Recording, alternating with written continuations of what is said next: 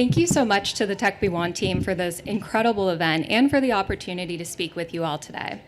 I wanted to take this as a chance to talk about something that's been mentioned today, but is often unfolding in the background, but is very interwoven with the culture and narratives around tech that we've heard so much about today. Let's start with this scenario. It's 2030. You wake up to the sound of the data center that was built down the road. You go to take the fastest shower possible because your water and electricity bills have become almost unbearable since the data center was built. The data center company promised that it would bring its own clean energy when it was being built, but your utility bills have only gone up since then. You go to wake up your kids and remind them that they need to grab their school-issued laptop because they can't do their coursework without whichever AI product their school has a contract with. AI literacy has become so core to their curricula, which no longer features reading and analyzing novels, but shorter AI-guided exercises. On your way to drop them off, you stop at a fast food restaurant because groceries have become so they've become so expensive and inconsistent due to algorithmic pricing. The first window has no worker and only an AI bot to take your order. The second window has a worker who's wearing a headset where an AI manager prompts them to say thank you and wish you a good day. You go to work where all of your actions, on screen and off, are monitored by AI devices. Since the market has oriented around AI efficiency, your company closely monitors perceived employee output throughout your entire shift, and frankly, it's exhausting. You go home and you constantly worry about the interactions your kids are having with chatbots while they do their homework, about your ability to keep your job or find another one if you need to, about the recent denial that you got for healthcare you know you need, and about how expensive life seems despite how hard you're working. Now let's pause. I have painted a very bleak picture, which I'm so sorry to do at such a high energy event, and there is an upside in this talk, I promise.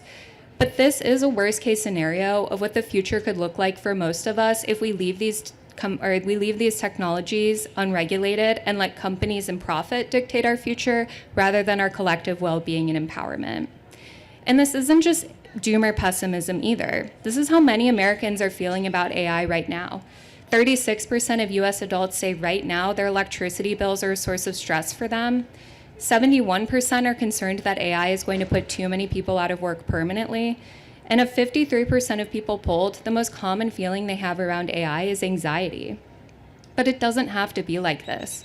I think we're at an inflection point where we, the people, are seriously considering what we want our future to look like. And this is a moment of optimism.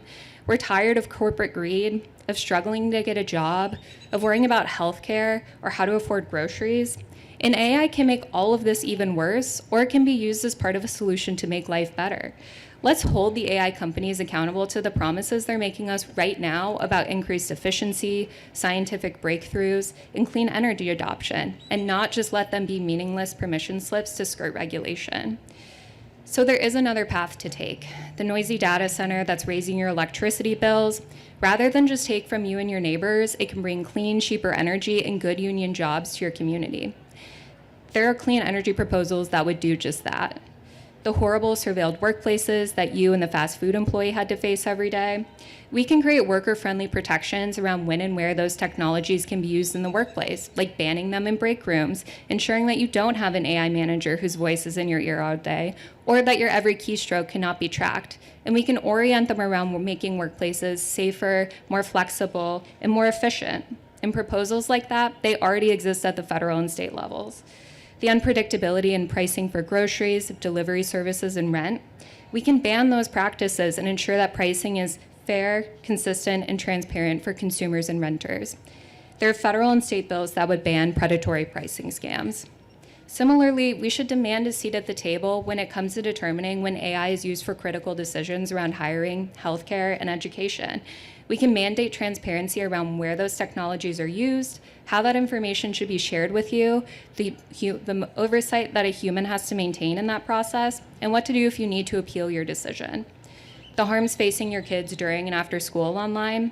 AI literacy can be a thoughtful part of school's curricula where kids learn how to use AI for what it is, just a tool. It is not a replacement for the critical thinking skills that young people need to develop throughout their education. And good news, there are already thoughtful measures around what kind of information chatbots can and should be sharing with kids in and out of the classroom. All of these dystopian problems are incredibly solvable and can be mitigated or made better with AI and tech, but only if we're thoughtful about their development and deployment. So my message to you today is simple. Technology is not something that has to happen to us. Tech companies have been writing their own rules for too long, so now it's our turn to take the pen and dictate the terms to policymakers at every level. The proposals exist. We need to demand that they be put into action. And my ask to you is even more simple. If you're passionate about AI or storytelling or building or human rights, get engaged and get your neighbors involved. And if you're looking for a first step, we've been working with partners on these issues across the country. We need to use our collective platforms, our positions, and our voices to demand that lawmakers choose the welfare of the people that they serve and not the corporations lobbying their offices. The solutions and guardrails already exist, so it's up to us to choose which path we'll take. Thank you.